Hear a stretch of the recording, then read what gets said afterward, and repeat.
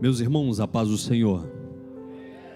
Ainda de pé, por gentileza, a palavra do Senhor, livro dos Juízes, capítulo de número 13, faremos a leitura apenas do versículo de número 5, livro dos Juízes, capítulo de número 13, verso 5, capítulo de número 13, verso 5, somente até aí. Meus agradecimentos desde já, pastor Júlio, pelo convite, uma data tão especial, né, que hoje comemora o aniversário da pastora Valéria, e nós estamos aqui reunidos, mas o propósito maior não é simplesmente o aniversário, mas é a palavra, e mais que a palavra é o corpo de Cristo, que já foi partido por nós.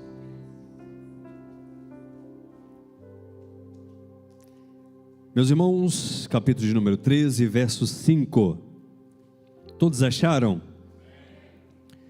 Entendendo assim, vamos ler.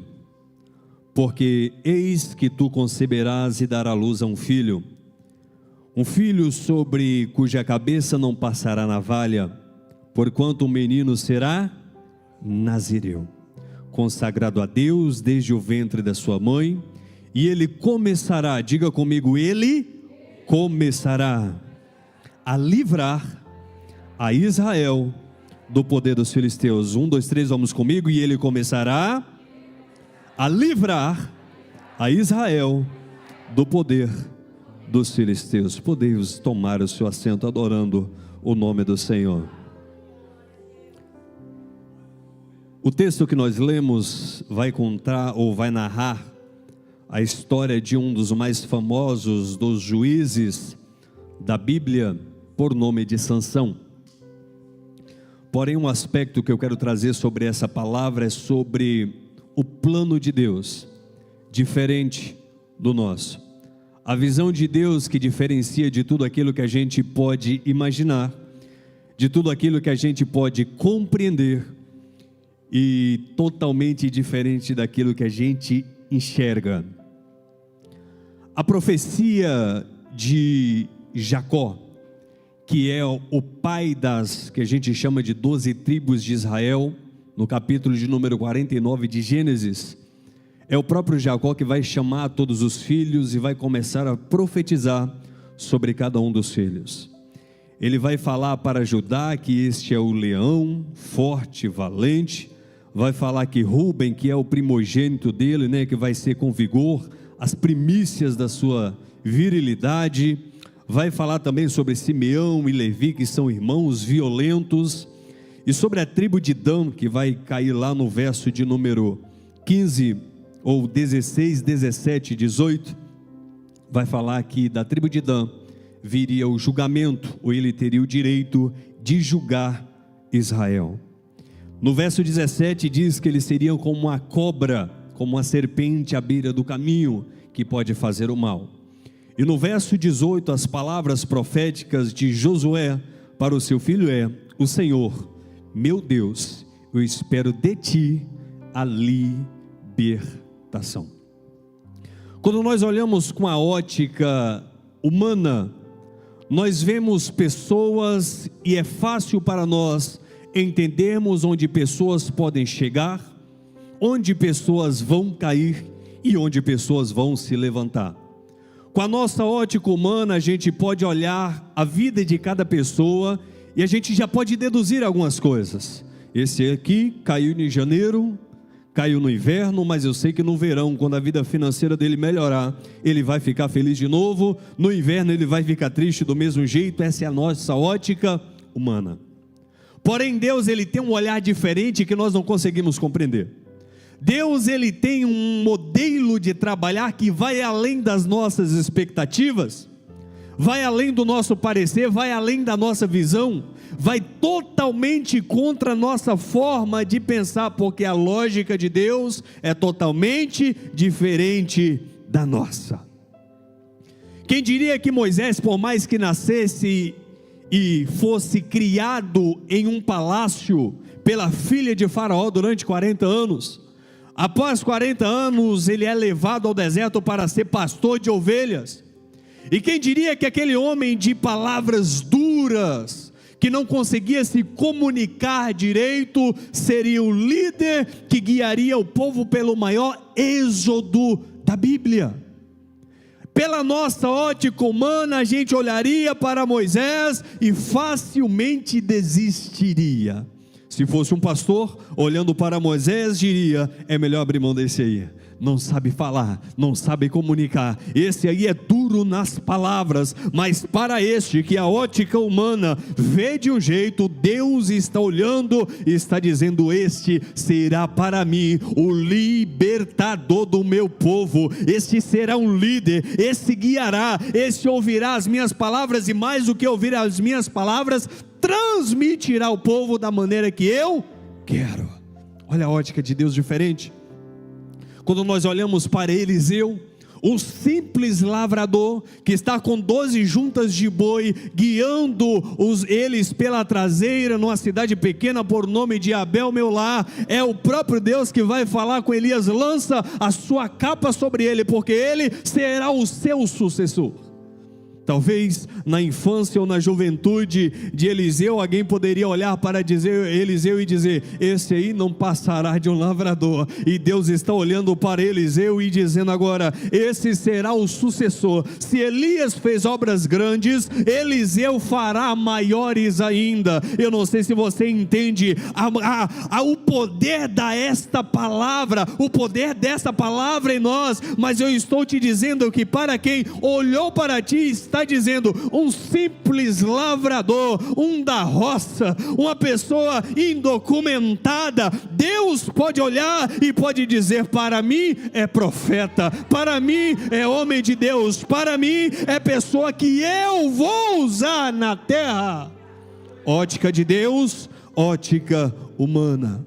Quem olharia para Elias no capítulo de número 18 e 19 de 1 Reis, diria: esse aí, fim de carreira. Este profeta que está esmorecido, para alguns estudiosos ele estava em profunda depressão, porque segundo as próprias palavras de Elias, merecia a morte. Só que no capítulo de número 2 de 2 Reis, é o próprio Deus que vai olhar para Elias, depois de ter um sucessor, e vai enviar cavaleiros para separar os dois, e no redemoinho tomar aos céus. Ótica humana, fim de carreira. Ótica divina, caminho direto para os céus. Eu não sei se você quer entender a glória dessa palavra, mas a ótica de Deus é diferente da ótica humana.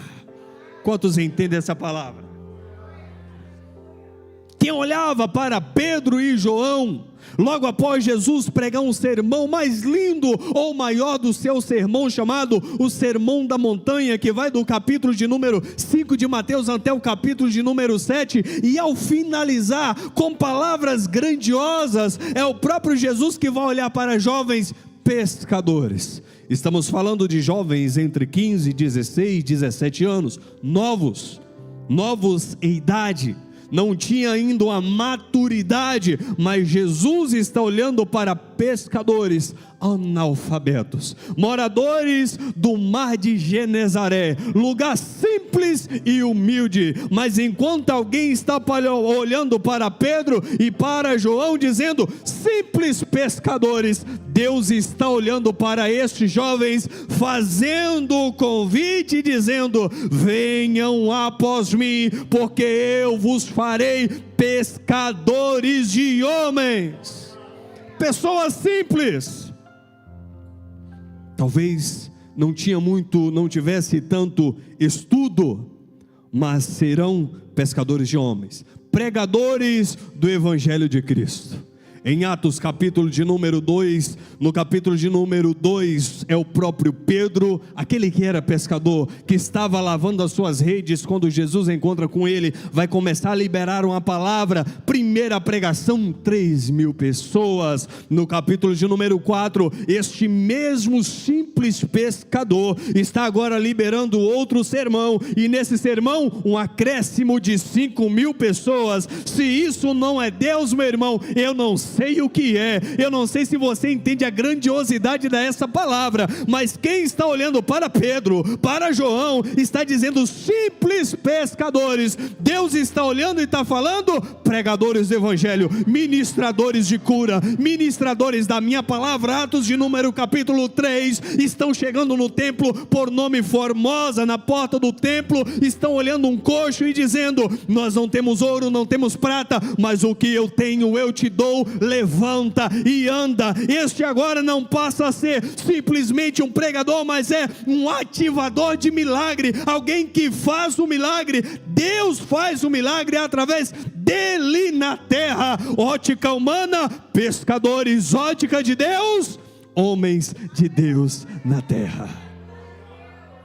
Ótica de Deus, ótica humana. Imagine José no meio de seus irmãos, o mais novo, o menor da sua casa, aquele que sonha, aquele que vislumbra um futuro que para os irmãos parece loucura, mas que os irmãos vão vender. Vai chegar no Egito como cativo, como escravo. Não bastante a isso, é levado ao cativeiro, mas do cativeiro Deus tira do cativeiro e coloca no trono. Aos irmãos que estão olhando, simples sonhador; para Deus, governador do Egito, função que não existia, mas Deus faz criar uma nova função para mudar a ótica humana para a ótica divina. Simples. Daniel, no capítulo de número 1 do livro de Daniel, vai contar a história de alguns jovens que são levados cativos para a Babilônia, em tempos de cativeiro Babilônia, cativeiro do povo israelita na Babilônia. Alguns jovens são levados e para se apresentar perante o rei, perante o governador, eles têm que ter sadios. Eu imagino agora Daniel, raquítico, franzino, e agora precisa chegar o homem responsável pelo rei e dizer: rei, esse aí precisa de alimento. Franzino assim não pode se apresentar o rei, dessa forma não tem jeito. Mas chega franzino, chega pequeno, mas enquanto o servo do rei está dizendo: precisa de uma alimentação, esse aqui precisa de uma ração diária. Daniel está escolhendo a Deus, e quando ele faz isso, é o próprio Deus que tira Daniel de um simples ajudante no palácio para alguém que vai ser alta importância no governo babilônico. Simplesmente o governo babilônico? Não, Medo-Persa e depois o Império Persa. Se isso não é Deus, eu não sei o que é, mas o que eu vejo aqui é a ação de Deus, agindo, trabalhando, ótica humana e ótica de Deus. Ótica humana de Jacó para os filhos Dan: você será aquele que vai trazer o juízo, aquele que trazerá o juízo para o meu povo. A outra parte é que será como uma serpente junto ao caminho. E é de uma tribo pequena.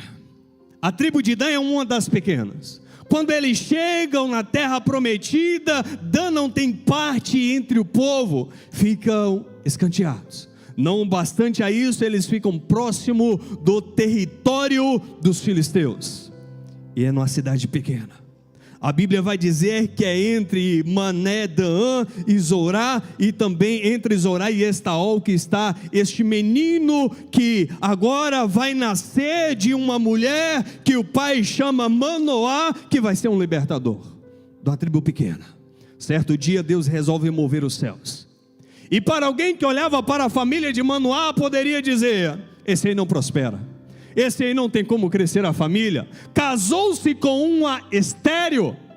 Mas agora chega o anjo de Deus, e aí chega no texto que nós lemos, e diz para a mulher, em que a Bíblia não vai sequer citar o nome, e vai dizer: você vai ter um filho. E agora eu vejo a esperança nascendo em alguém que já estava condenada a viver uma vida sem frutificar. Eu vejo a esperança renascendo nas palavras de um anjo. Porque quando Deus quer,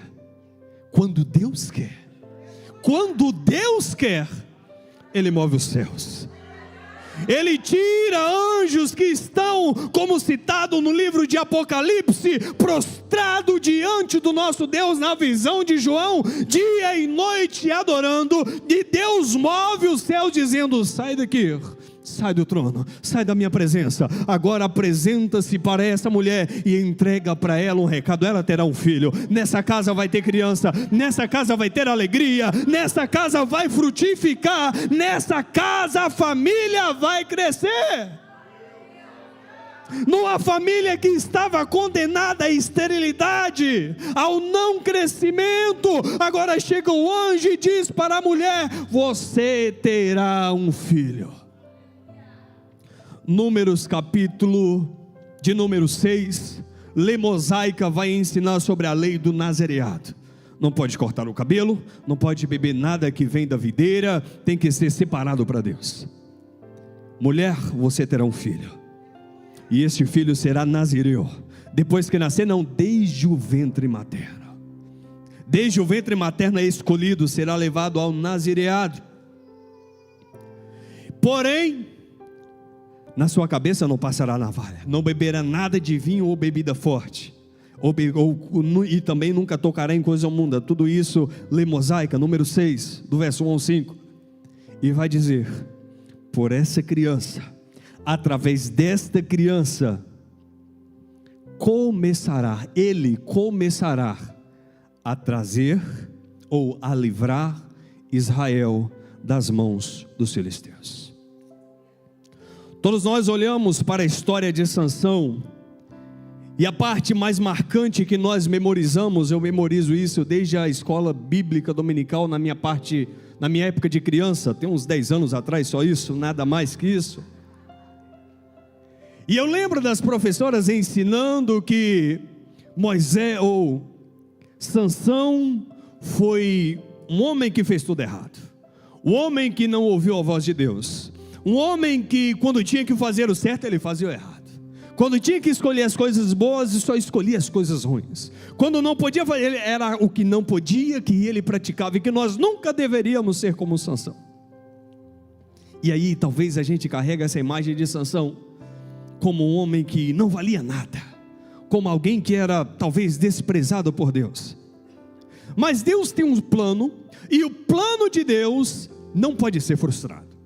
Deus tem um plano, e o plano de Deus vai diferente da nossa ótica. Lembra que nós estamos falando aqui de ótica humana e ótica divina.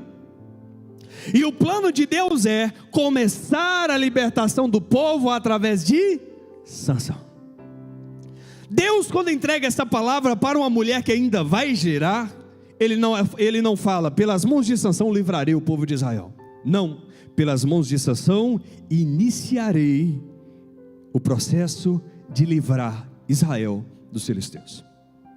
Nós chegamos numa parte que é difícil para nós, é entender o tempo de Deus. Porque imagino eu, se eu recebo uma promessa dessa, quando o menino nasce, que é escolhido, que é separado, eu falo: não, esse aqui será o libertador, esse aqui será, eu carregarei no colo com prazer, esse aqui eu carregarei por onde eu for, esse aqui eu darei maior força, porque esse será o libertador.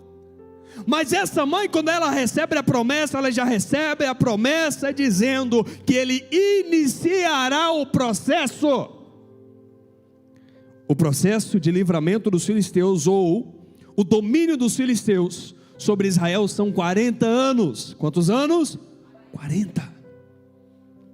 Iniciará o processo de libertação por Sansão, da tribo menor, de uma vila entre 150 a 250 pessoas, pequena vila de Zorá. A vila de Estaol tinha um pouquinho mais, entre 200 a 250. Só que a primeira ação de Manoá, que é o pai dessa criança que ainda vai nascer, ele faz uma coisa interessante.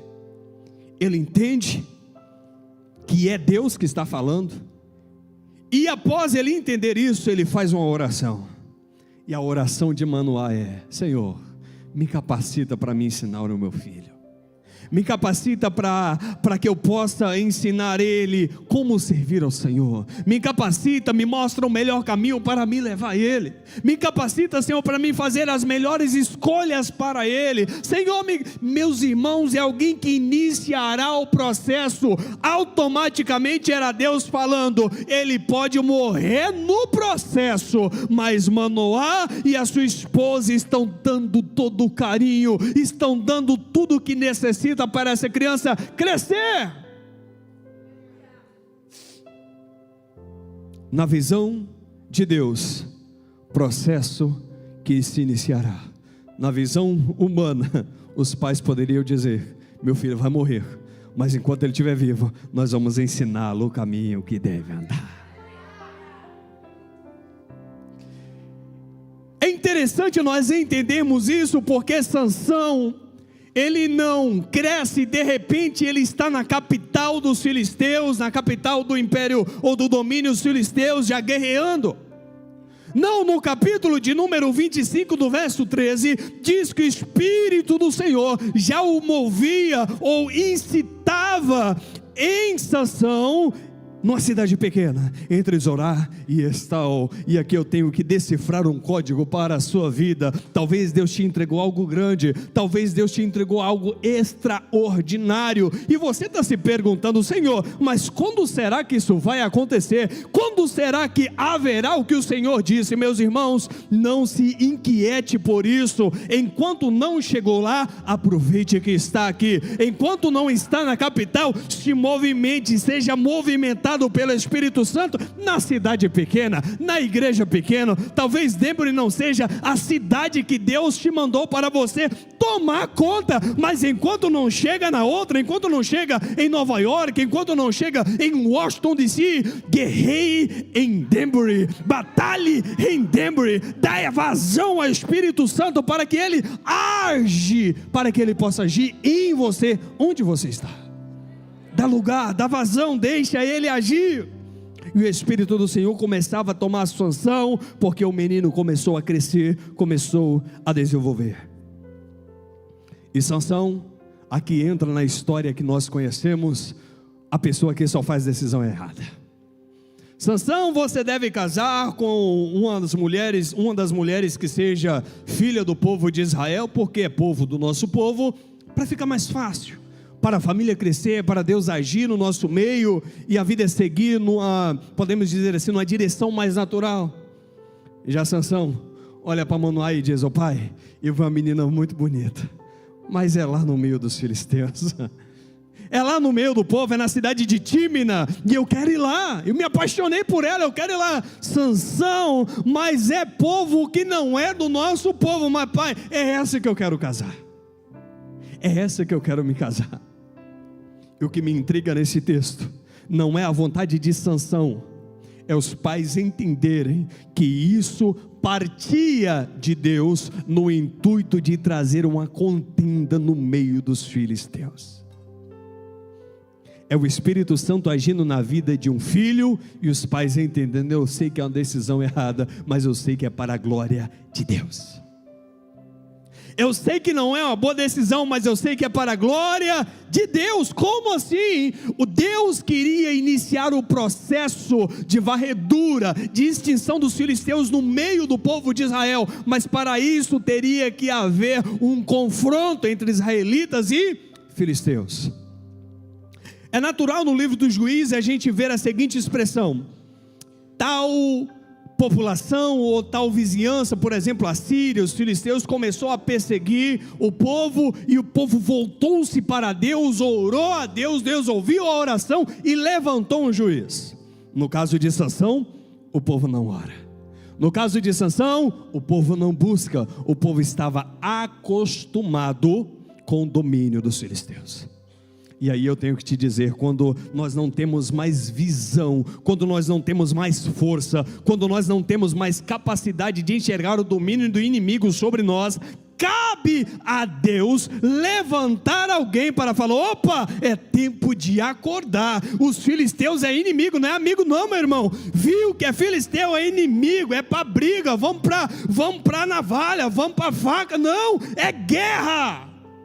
Deixe de, ou pare de tratar inimigo como amigo. Começa a tratar inimigo como inimigo. Comodidade. Estamos sob o domínio dos filisteus e é melhor a gente ficar quietinho, acuado, porque se eles virem sobre nós, a carga pode aumentar, o trabalho pode aumentar, e quem dera ou quisera nós que não viesse a morte sobre nós. Começa então uma guerra, uma batalha através de Deus, que levanta Sansão para atrapalhar os planos dos filisteus. Ele casa com a mulher, é um problema danado, talvez como alguns casamentos que são um problema danado. Tem problema demais, mas ele é um propósito de Deus. E com isso ele começa a guerrear, começa a haver desconforto pela parte do povo de Israel, não pela parte dos filisteus. O problema é tão grande e instaurado em Israel, que quando Sansão causa um problema nos filisteus, e ele vai para a fenda da rocha, não é os filisteus que vão lá procurar Sansão, para que ele venha para fora, para guerrear e para... Não! São o povo de Israel. Os filisteus falam com os israelitas: vai lá conversar com Sansão, não tem como mexer com ele não, se a gente for lá a gente vai morrer, mas vocês vão lá, dá um jeitinho, amarra ele e traz para a gente. E vai agora o povo israelita, sobre domínio dos filisteus, buscar Sansão. Quantas vezes nós não nos aliamos com o nosso inimigo para evitar problema nosso com Deus? Quantas vezes a gente se alia com o nosso inimigo para evitar problema, para evitar contenda? Não, meu inimigo, oh meu Deus do céu, se eu mexer aqui vai ser pior ainda. Meu irmão, mexa, é Deus que está do seu lado ou não está? Se é Deus que está do seu lado, vai em frente, batalhe. Se é Deus que está do seu lado, a batalha é garantida no nome de Jesus. Nunca foi sobre número de exército, nunca foi sobre força de batalha, nunca foi sobre número de homens, nunca foi sobre número de carro, de cavaleiros. Tanto é que o exército de Israel não tinha carro, nem cavalos, nem cavaleiros. Era o poder de Deus agindo. Não é sobre número, é sobre quem está ao teu lado. Se você entende quem está ao teu lado, é batalha garantida no nome de Jesus. Quando Jacó vai liberar a promessa para Adã, são exatamente ou aproximadamente 800 anos antes. Isso aqui eles já foram para o Egito, já passaram 400 anos de escravidão no Egito, já estão na terra prometida, mais ou menos 800 anos, e agora começa a vir a resposta de uma profecia liberada por Jacó anos e anos atrás. O processo era iniciar por Sansão, terminar com Sansão não, iniciar. Quando nós entendemos o que é iniciar, o que é estar no intermédio ou no meio do caminho, o que é conclusão, nós vivemos melhor. Quando nós entendemos o tempo de Deus, de iniciar, de fazer o desenvolvimento e fazer a conclusão, nós vivemos melhor e com a nossa confiança maior em Deus. Dá para entender isso, meus irmãos? Sansão vem, causa atrito entre o povo de Israel e os filisteus. Tudo isso é para que o povo filisteu se inflamasse mesmo, porque o povo de Israel precisava ser liberto do domínio dos filisteus. Por isso Deus levanta Sansão. Sem a oração do povo, o povo não tinha nem mais fé para orar, o povo não tinha nem mais fé para buscar, mas Deus resolve levantar Sansão para causar problema no meio dos filisteus e assim garantir vitória para o povo.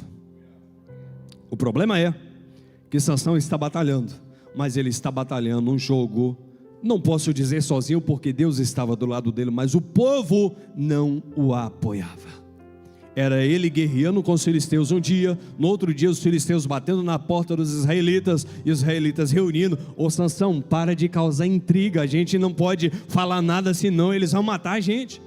Era Deus levantar Sansão num dia, e no outro dia os filisteus batendo nas portas dos israelitas, os israelitas iam atrás: ô Sansão, para de causar confusão, a gente não quer confusão com eles. Você não está vendo que o nosso número é menor, a gente vai acabar morrendo?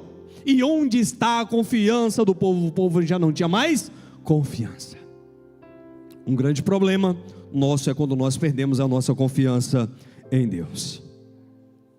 Sansão vai ter todos os problemas, vai causar problemas com os filisteus, ele vai matar mais de 1000 homens com uma queixada de jumento, ele vai pôr fogo nas searas, com raposa na seara dos filisteus, e então quando ele chega em Gaza, a gente tem o fim da vida de Sansão. Sansão, ele encontra-se com uma mulher, depois por nome de Dalila, ela que vai projetar toda a queda de Sansão, e Sansão, de um libertador que foi levantado, ele vai passar a ser escravo em Gaza, porque o povo não o ajudou. O povo estava acomodado. Quando você se acomoda, o seu líder sofre. Quando você se acomoda, a sua igreja sofre. Quando você se acomoda, a sua cidade sofre. Quando você se acomoda, o seu estado sofre. Quando você se acomoda, o seu país sofre. Quando você se acomoda, o povo de Deus sofre. Tá bom demais para ser verdade, Gesiel, verdade. Tá bom demais, fica aqui no meu canto, verdade. Você precisa ser impulsionado pelo Espírito Santo nessa noite e começar a levantar como voz profética nesta igreja, a levantar como voz profética nessa nação, a levantar como voz profética em todas as nações da terra e determinar que Deus é Deus e pronto, e acabou. Quem tem coragem nessa noite de erguer a voz e falar: Senhor, conte comigo, Jesus, eu tenho coragem de ser enviado, eu tenho coragem de falar, eu não me envergonho, Senhor, eu tenho coragem. Isso aqui tem reis, tem líderes aqui, na verdade não tem reis ainda, mas tem líderes em Israel que tinham poder de voz, mas se calavam com medo do inimigo. Quando nós não confiamos em Deus, acabamos nas garras dos inimigos. Sansão acaba sendo entregue para os filisteus, e na última das suas forças, ele consegue matar 3.000 homens, no templo de Dagon. Podemos dizer que Deus matou 2 coelhos numa cajadada só, porque destrói o templo de Dagon, e também mata uma porção dos filisteus, já trabalhando no domínio, enfraquecendo o domínio dos filisteus sobre Israel. E Sansão morre. Sansão, a Bíblia vai dizer que ele volta para casa e ele é enterrado com seu pai Manoá. Volta para a mesma cidade que saiu. Ele volta para a cidade pequena que ele saiu, ele volta. Mas se ele saiu de lá, como jovem ainda, na força da sua juventude, ele volta como herói, enterrado como um herói. Nós olhamos para a vida de Sansão e a gente pensa que isso aqui foi numa semana, 10 dias, 1 ano, 2 anos, 3 anos, não, isso aqui foram 20 anos, foram 20 anos de Sansão batalhando com Deus, o levantando, e o povo tentando derrubar Sansão. Foram 20 anos de Sansão batalhando, quase que sozinho, e o povo não apoiava, até chega o momento que ele morre, até chega o momento que ele vai morrer, até chega o momento que ele vai ser consumido, até chega o momento que ele vai passar, e ele vai passar, e ele passa. A sua jornada de herói, que a gente chama, claro, o Dr. Joseph Campbell, no ano de 1949, ele escreve um livro que é As 1000 Faces de um Herói, e ele vai retratar sobre a jornada do herói, os passos da jornada do herói. Ele fala que o herói, ele surge talvez no movimento que podemos dizer assim, sobrenatural, como Sansão. Ele tem a sua juventude, tem um momento que ele sonha, e tem um momento que ele tira o pé para fora da sua cidade, para fora do seu estado. Ele vai ganhar o mundo, conquista tudo que tem que conquistar, mas o fim da jornada do herói é sempre a mesma. Ele retorna para o ponto inicial, trazendo nos seus ombros a conquista, os troféus, mas enfim retorna. É o ciclo da vida de todos nós. Se nós não retornarmos para a nossa cidade, de onde a gente saiu, o que muita gente que está aqui vai fazer daqui uns dias, pode ser que a gente retorne, não para a nossa jornada material, mas para a jornada, para a nossa cidade espiritual, de onde nós saímos da presença de Deus, retornaremos para Ele. Ele faz a sua jornada de herói, batalha o que tem que batalhar, e ele vai passar, vai morrer, vai ser enterrado no mesmo túmulo familiar de Manoá, seu pai, agora como herói, porque ele lutou, batalhou, venceu algumas batalhas, perdeu algumas, mas nisso estava incluso o propósito de Deus de começar a tirar os filisteus ou tirar os israelitas do domínio dos filisteus. Vai passar. O processo que Deus inicia com Sansão tem início, tem meio e tem fim. Mas o início, o projeto que Deus tem com Israel é diferente.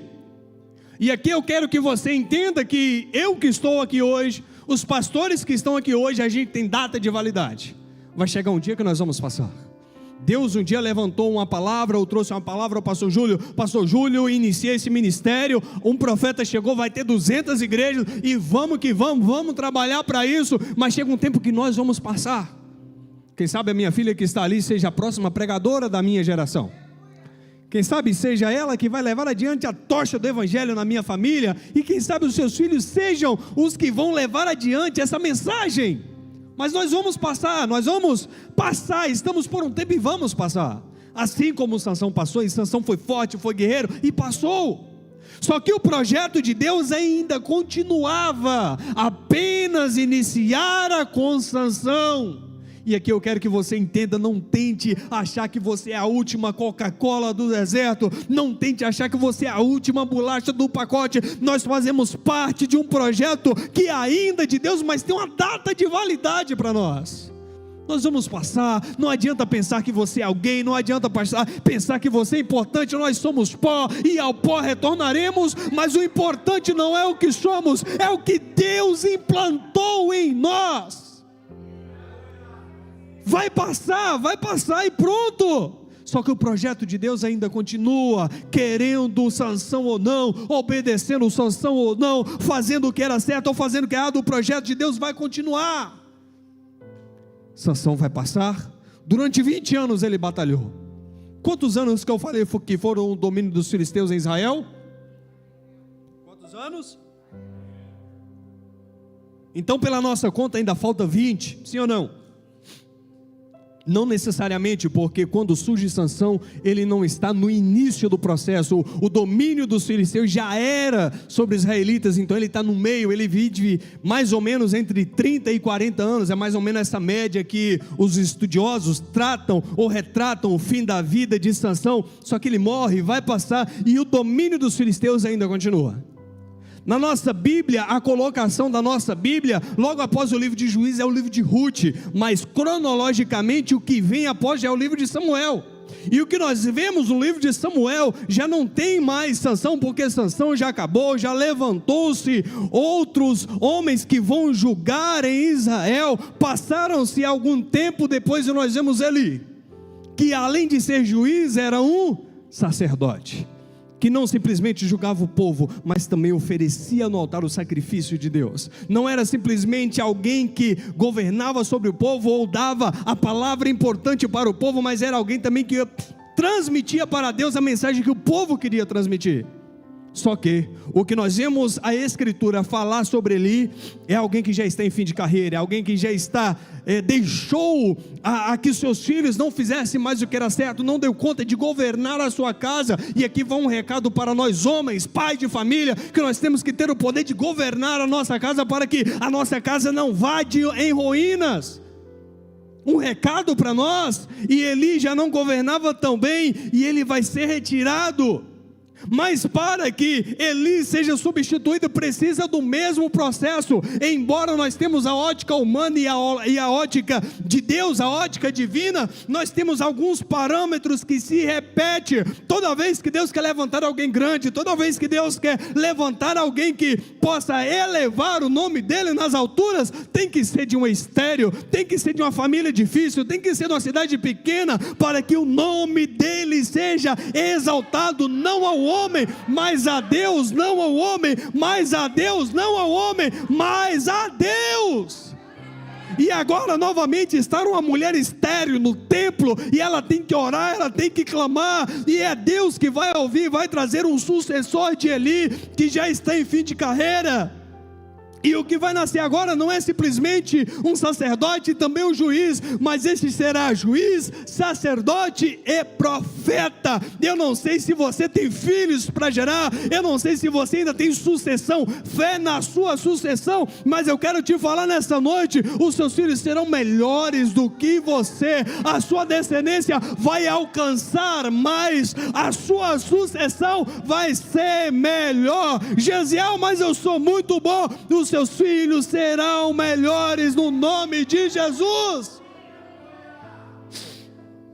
Agora vai vir a sucessão de Eli, porque Eli não simplesmente deu conta de governar a sua casa. O apóstolo Paulo foi muito sábio quando ele escreve sobre as ordenanças dos diáconos, ou o próprio Deus vai ser muito sábio nessa escolha, porque na escolha ou na definição dos diáconos em Atos, ele fala assim: tem que governar bem a casa, tem que ser homem de palavra, tem que ter palavra de Deus, tem que ser alguém que governa bem a casa, tem que ser alguém que tem domínio, porque se ele não tem domínio sobre as outras coisas, como vai dar conta de ter domínio das coisas de Deus? Sacerdote é juiz, mas não governa a sua casa, imagina a nação. E agora vai vir Samuel, e Samuel não é simplesmente um sacerdote, mas ele também é profeta e também é juiz. E este Samuel que após o povo sofrer,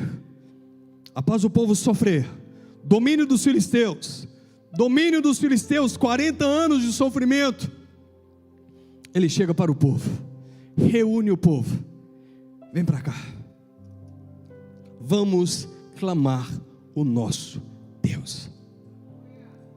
Uma reunião nacional, líderes de todas as tribos reunidas: Dan, Naftali, Zebulon, Gade, Judá, Benjamim, reúne todos, vamos fazer uma reunião. E a reunião, do que se tratará nessa reunião, Samuel? Vamos inclinar os nossos joelhos, dobrar os nossos joelhos, colocar o nosso rosto no pó, vamos clamar o nosso Deus, ofereceremos uma oferta para que o nosso pecado seja perdoado.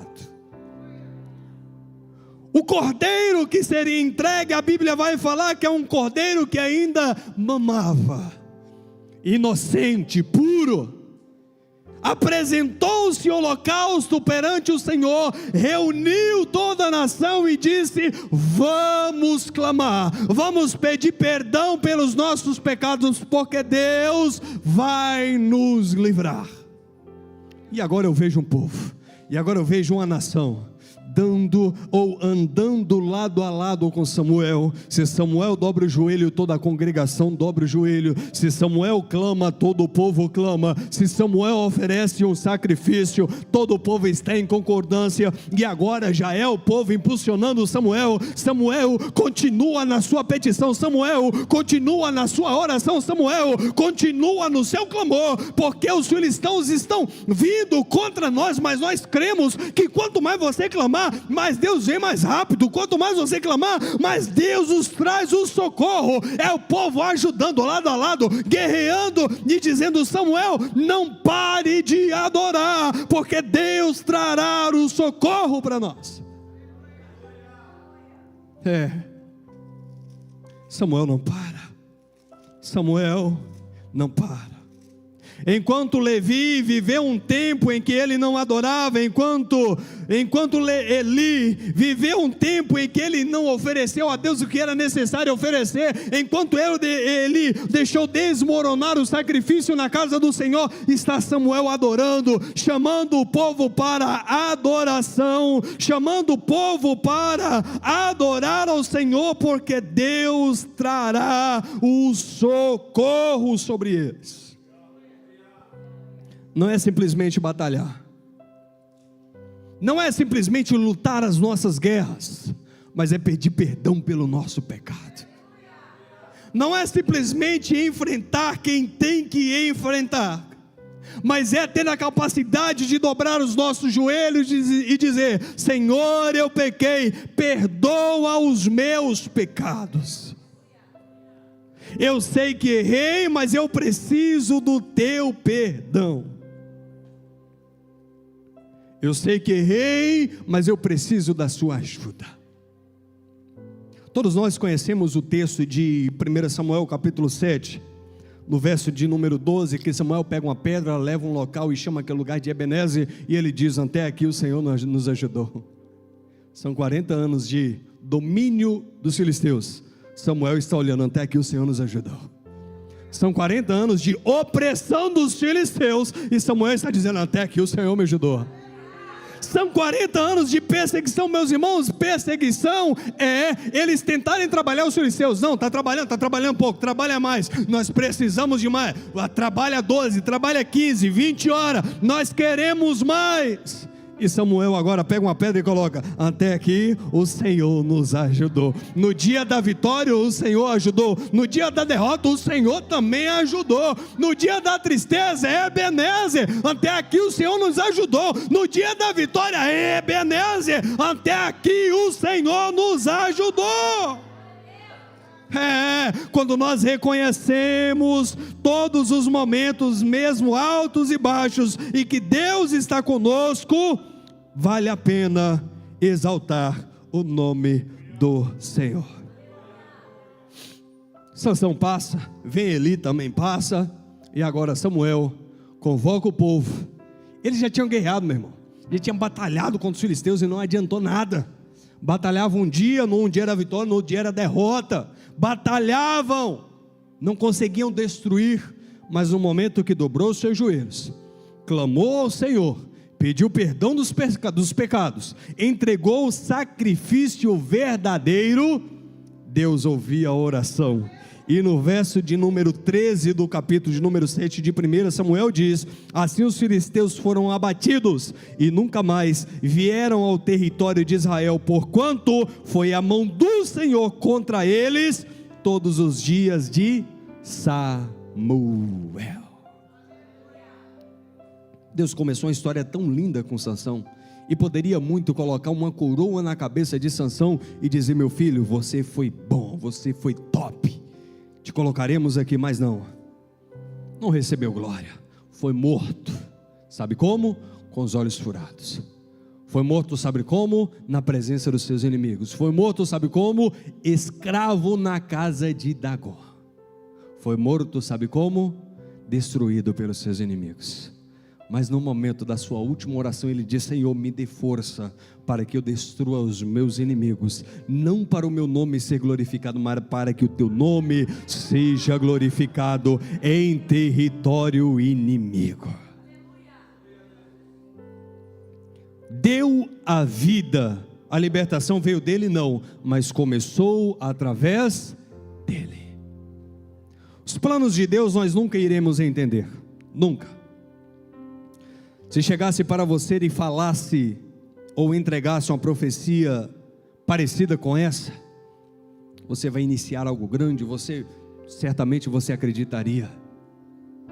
Difícil é para a gente acreditar que nós não veremos a coroa de vencedor na nossa cabeça aqui na terra, talvez na glória, como diz em Apocalipse: aquele que vencer, ou aquele que for fiel até a morte, receberá a coroa da vida. Quem sabe nos nossos dias nós não veremos o nosso nome em lugares altos. Olha, aqui passou um pastor que arrecadou milhões e milhões de almas para Cristo. Talvez nós não vemos, mas certamente no céu teremos o nosso nome, e talvez até o próprio Cristo dizendo: vem comigo porque eu te conheço. Sobre os seus pés, por gentileza, vamos encerrar essa palavra.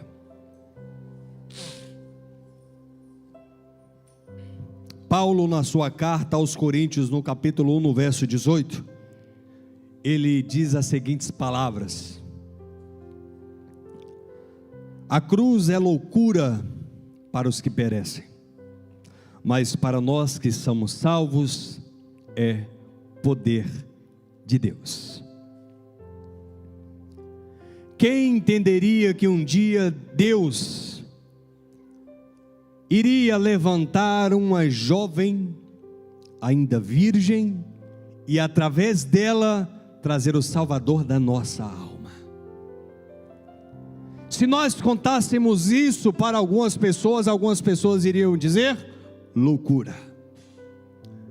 Quem diria ou quem acreditaria numas palavras simples como: do filho do carpinteiro de Belém de Judá vai nascer aquele que guiará o povo, ou que lideraria o povo para a glória. Para os judeus, loucura. Para os romanos, loucura. Para os gentios que acreditaram nessa palavra, poder de Deus. Para alguém que olhou para você um dia e Deus trouxe uma palavra dizendo: será profeta às nações, será pregador do evangelho, será ministrador da palavra de Deus. A quem olhasse dizia: loucura. Mas quem olha e vê hoje pode dizer que é poder de Deus. Eu tenho uma visão terrena, mas Deus tem uma visão celestial. Permita-me orar pela sua vida. E eu não quero que você entenda todos os planos de Deus. Pelo contrário, eu quero que você não se force a entender os planos de Deus. Eu não quero que você tente entender como é que Pedro andou sobre as águas. Eu quero que você entenda a fé dele em olhar para Jesus e dizer: se és tu, Jesus, permite eu ante ti, e anda sobre as águas. Eu não quero que você entenda como foi feita a ponte ou o material colocado sobre os pés de Pedro para que Pedro caminhasse sobre as águas, e isso é o encontro de Jesus. Eu quero que você queira ter a mesma fé de Pedro em ir ao encontro de Jesus. Eu não quero que você entenda que como que um homem que há mais de 38 anos vivia coxo e agora estava na beira do tanque esperando um anjo agitar as águas para que fosse curado. Eu não quero que você entenda como que aconteceria um milagre, ou como que Jesus chega para ele e diz: se queres caminhar, levante e ande. Eu quero que você apenas escute as palavras do mestre. E se o mestre te mandou caminhar, toma a tua cama e anda. Eu não quero que você entenda como o coxo que estava na porta do templo olha para João e para Pedro, que lhe oferece ajuda ao estender a mão. Eu não quero que você entenda como os ossos se encaixaram no lugar. Eu não quero que você entenda como ele se colocou de pé. Eu só quero que você escute a voz do profeta dizendo: levanta e toma a tua cama e anda, ou levanta e se coloque-se de pé. Eu não quero que você entenda como você saiu de uma família tão pequena e foi implantado aqui nos Estados Unidos e Deus te colocou para fazer algo. Eu não quero que você entenda isso. Eu só quero que você escute a voz do Espírito Santo dizendo: faça o que eu te ordeno. Ótica humana, ótica divina. Ótica humana, impossibilidades, mas para Deus nada é impossível. Eu não quero que você entenda. Estava vindo com a minha esposa e falando: nossa, mas como Deus é bom. Saí de uma comunidade pequena, fui para uma cidade por nome Buritizeiro, ninguém nunca ouviu falar, a não ser aqueles que me conhecem, que nem tem no mapa direito. Uma cidade com 25 mil habitantes. Eu morava numa roça com 65 famílias. Fui para uma cidade com 25 mil habitantes, meio pequeno também. Depois fui para uma cidade por nome de Nova Serrana, que tem mais ou menos 100 mil habitantes. Mais de lá Deus me colocou em outra nação. Ah, Gesiel, mas você mora em Naugataca, no meio do mato. Mas é Estados Unidos do mesmo jeito. Eu não quero entender como Deus trabalha. Eu só quero ouvir a voz dele no meu ouvido dizendo: vai que eu estou contigo, prega a minha palavra que eu vou falar ao meu povo.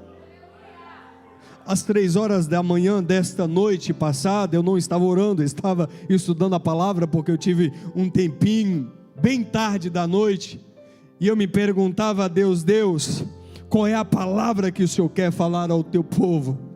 E a palavra que Deus me trouxe a revelar para os irmãos é duas visões, ótica humana e ótica divina. Enquanto você olhar com a visão humana, você não anda, mas a partir do momento que você fechar os seus olhos e deixar a ótica divina trabalhar, é de olhos fechados, e Deus faz o que precisa ser feito. Eu quero chamar na frente algumas pessoas. Por 5 minutos eu vou orar pela sua vida. E que pessoas são essas, Gesiel? Pessoas que receberam uma palavra de Deus, um direcionamento, e até hoje não teve coragem de dizer: eis-me aqui, Senhor, porque está olhando com óticas humanas e está dizendo: impossível. Cadê a primeira pessoa?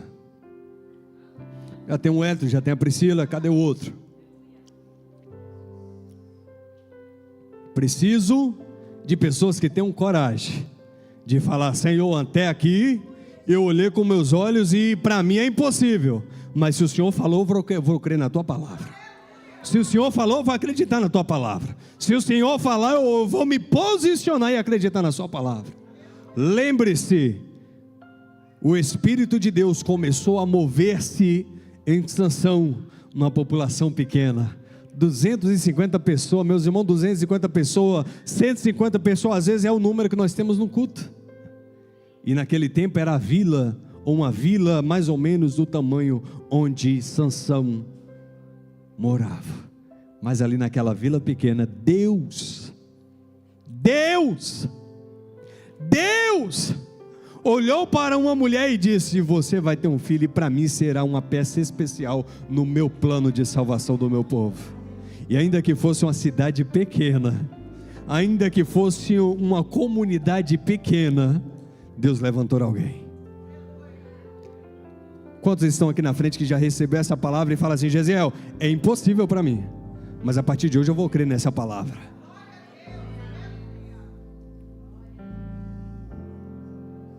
Qual foi aquele último hino que os irmãos cantaram o louvor? Quem é esse? Então vamos louvar ele novamente, por gentileza. Os pastores, por favor, me ajudem. Pastores, pastoras, missionários, missionárias, por gentileza. Meus irmãos, qual a oração que nós vamos fazer para os irmãos que estão aqui na frente? Nós vamos pedir a Deus para cegar eles. Cegar, exatamente isso mesmo. Porque quando nós tiramos a nossa visão humana, nós começamos a enxergar pela fé que há a visão divina. E o que nós vamos pedir a Deus é para tirar a sua visão humana. Porque se Deus te chamou, Ele é capaz. Eu gosto sempre de falar isso, porque eu gosto sempre de frisar isso. Não é para me gloriar, é para te mostrar que Deus é fiel. Eu tinha 7 anos, eu estava na cidade Pornô Buritizeiro, que quase ninguém vai conhecer. Cidade pequena, é 25 mil habitantes, mas a zona rural está a maior população. E um dia num culto na praça, uma pregadora lá de São Paulo, uma missionária de São Paulo, no meio de uma praça cheia de gente, ela me chamou para cima do trio elétrico. Quem aí conhece trio elétrico? E ela falou assim: eu preciso orar por essa criança, porque Deus tem uma obra grande na vida dele, mas o inimigo vai tentar de qualquer jeito matá-lo. E às vezes eu me pergunto a Deus e faço a seguinte pergunta: Senhor, que obra grande é essa? E sabe qual é a resposta? Deus nunca me deu a resposta. Só que a partir do momento que eu entendo que uma alma, o valor de uma alma tem valor inestimável, eu entendo o que é uma grande obra. Eu começo a entender. No meu ministério, poucas pessoas foram salvas através da minha pregação. Tem um testemunho de 2 que levantaram a mão, aceitaram Jesus e estão firmes até hoje, lá na cidade de Rádio, e glória a Deus por isso. Se eu morresse hoje e deixasse essas 2 pessoas salvas em Cristo, pela pregação que Deus um dia me usou, eu posso levantar as mãos para os céus e dizer: Senhor, obrigado. Se a grande obra que o Senhor me colocou para fazer foi ganhar 2 almas, obrigado. E talvez você está aqui, Deus te chamou para ganhar almas, e talvez você diga: será que eu vou ganhar milhões? Será que eu vou ganhar 100 pessoas, 2, 1?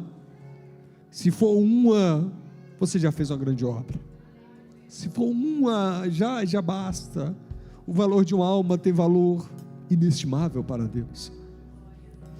Quero que você se coloque na posição de vaso, na posição de alguém que quer mesmo Deus, na posição de alguém que quer abrir mão mesmo de si, para que Deus possa te usar. Nós temos pregadores, nós temos missionários, e a igreja da fé só não cresce mais porque falta mão de obra. Porque às vezes nós temos uma igreja com 100 pessoas, com 200 pessoas, mas são poucos que... Eu não falo de vir no culto na quarta e no domingo não, meus irmãos, eu falo de ter coragem.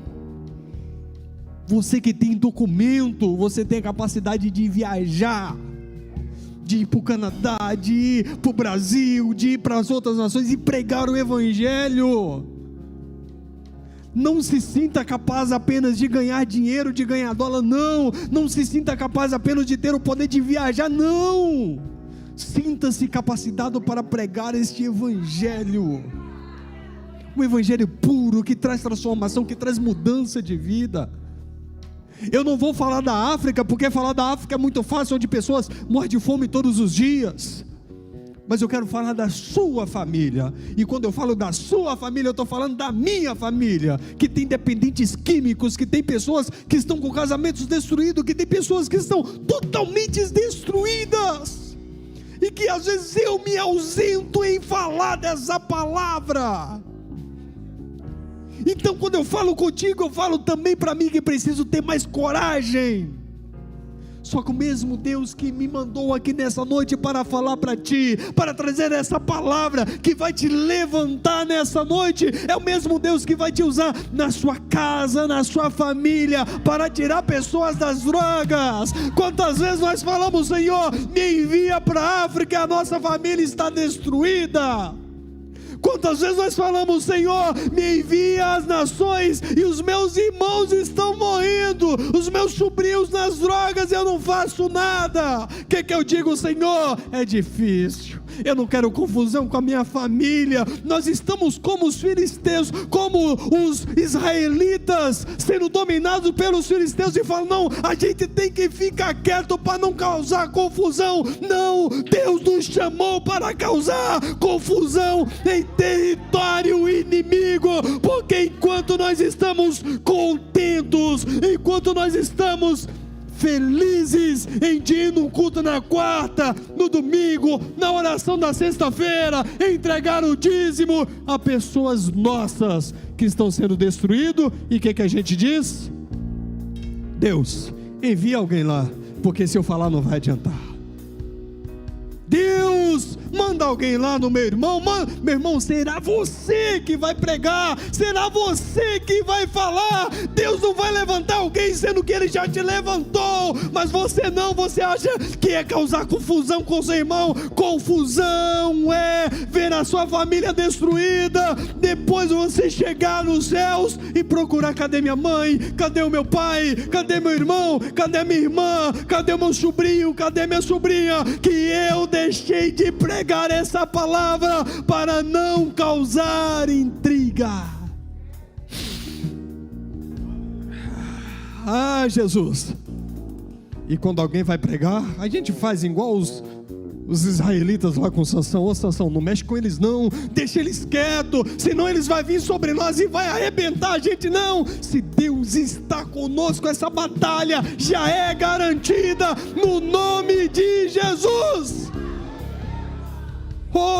Deuteronômio no capítulo de número 20, quando tiveram a guerra, o nosso exército não tem carro nem cavaleiro, mas traga os sacerdotes. O sacerdote vai à frente do povo e falará ao povo: hoje o Senhor trará vitória sobre os nossos inimigos, nós não batalharemos, Deus batalhará por nós.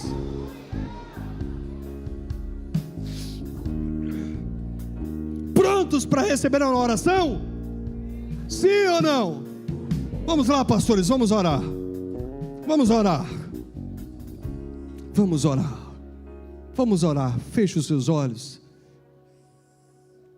Feche os seus olhos e ore.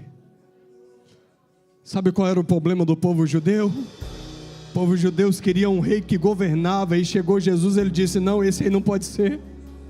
Esse aí veio lá de Belém, esse aí é filho do carpinteiro. Esse aí não pode ser, esse é de Belém de Judá, esse aí é de uma região pequena da Judeia. Quem dará crédito ao que ele falar? Mas será este o Salvador. Nessa noite celebramos a Santa Ceia de um homem simples, humilde, um Deus que se tornou homem para que nos desse a vida.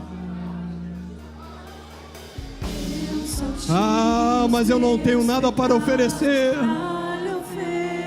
Mesmo assim Ele te ama, mesmo assim Ele te capacita, mesmo assim Ele te coloca de pé, mesmo assim Ele te traz aqui, mesmo assim Ele te levanta, mesmo assim Ele te escolheu. Jesus, eu sou o menor da minha casa, mas é você que será levantado. É você que levará essa palavra. Jesus, mas eu sou o mais novo da minha casa. Não há problemas para Jesus. No lugar da morte, vida me ofertou. O Cordeiro que por mim se entregou e os meus pecados levou.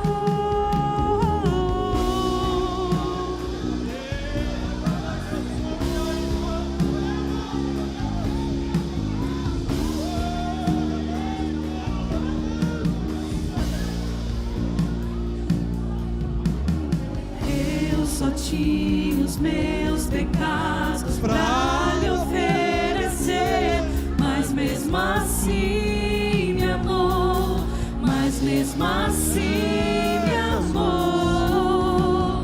Com a frase atire a pedra quem nunca pecou, Ele me perdoou, Ele me perdoou.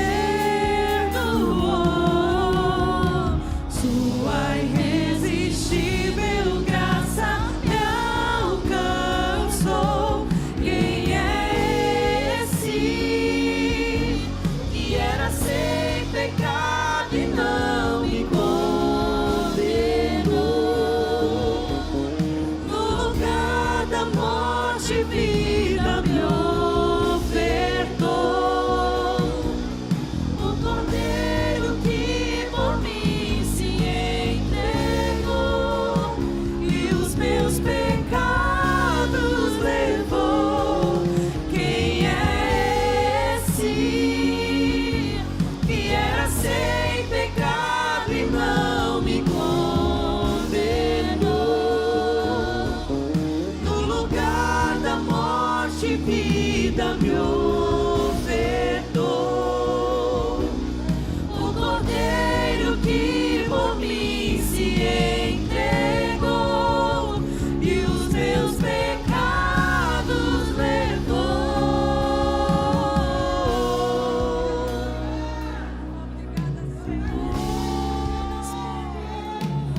E a tua graça, a tua misericórdia me alcançou. Diga ele, diz: eu não te troco por nada, não há espaço pra mais nada. Todo vazio que havia em mim, eu não te troco por nada, não há espaço pra mais nada. Diga, dá lugar ao Espírito Santo, dá lugar a Ele, dá vazão ao Espírito Santo, deixa Ele te usar, deixa, dá lugar ao Espírito, dá lugar à unção do Espírito Santo, dá lugar ao Espírito Santo de Deus, deixa Ele te usar. Minha vida foi transformada. Eu não te troco por nada, não não há espaço para mais nada. Todo vazio que havia em mim, hoje é sua morada. A minha alma buscava e nada me completava. A tua presença que faltava em mim, minha vida foi transformada.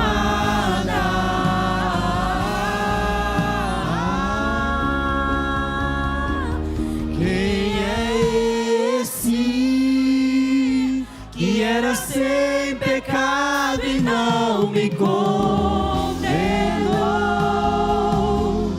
No lugar da morte, vida me ofertou. O Cordeiro que por mim se entregou e os meus pecados levou. Quem é esse que era sem pecado e não me condenou? No lugar da morte, vida me ofertou. O Cordeiro que por mim se entregou e os meus pecados levou. Eu não te troco por nada, não há espaço pra mais nada. Todo vazio que havia em mim, hoje é sua morada. A minha alma buscava e nada me completava. A tua presença é o que faltava em mim, minha vida foi transformada. Minha vida foi transformada.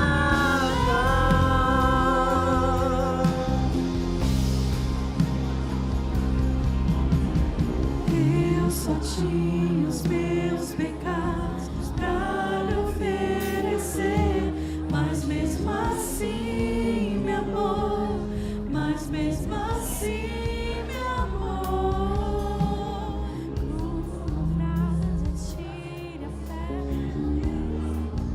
Meus irmãos, a história da tribo de Dan não tem um dos finais felizes, ou não tem final feliz, como a gente tanto gosta. A tribo de Dan, embora Deus traz juízo, só tem um juiz da tribo de Dan que vai ser Sansão. E é da mesma tribo de Dan que no capítulo 18 do livro de Juízes, que vai começar a idolatria implantada em Israel.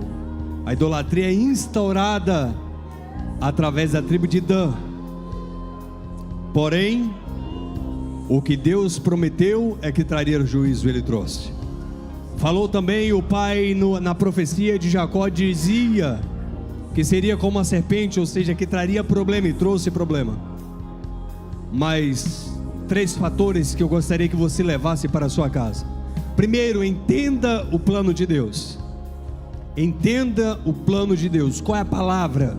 O que Deus injetou em você. Segundo, execute aquilo que Ele te mandou fazer. Simplesmente faça isso. Embora pode ser que o final não seja feliz, não tem problema, faça da mesma forma. E em terceiro, ore pela minha vida, para que eu tenha mais força para pregar e doar a minha vida para o Senhor. Amém? Deus abençoe a sua vida.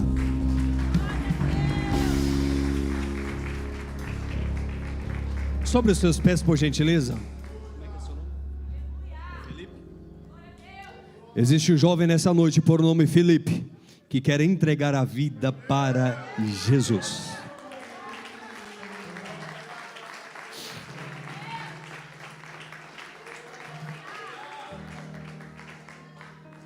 Posso orar, pastor? É engraçado que tinha um dos que andava com Cristo, que o nome dele era Felipe. E ele estava numa carruagem falando sobre o livro do profeta Isaías. Você conhece do profeta Isaías, Felipe? Você conhece o livro do profeta Isaías? Mas você vai conhecer e vai conhecer bem. E esse homem, por nome Filipe, quem estava na companhia dele era um eunuco. Eunuco é um escravo que é castrado para não poder ter problemas para o rei. E esse eunuco perguntou, ouvindo, né, as palavras de Filipe, pergunta a Filipe: o que eu faço para ser salvo? Ou o que eu faço, né? Não, você precisa se batizar, mas o que precisa? A gente precisa ter água. Tem água nessa noite, nesse lugar, amém? E aquele eunuco, entendendo a palavra, ele foi batizado e começou a servir a Jesus. Em breve terá batismo e você também será batizado, amém? A gente faz a oração que é a confissão pública da nossa fé. O que quer dizer isso? Eu estou falando para todo mundo que a minha vida agora é de Jesus. Você quer fazer isso nessa noite? Sim? Então, com as suas mãos estendidas, por favor, pode virar para cá ou virar para frente também, não tem problema, pode ficar assim. Fala assim comigo: eu, Filipe, estou entregando a minha vida para Jesus. Com as suas mãos levantadas agora assim, isso, pode levantar ela bem no alto. Fala assim: Jesus, neste momento, eu te aceito, Jesus, como Senhor e Salvador da minha vida. Amém.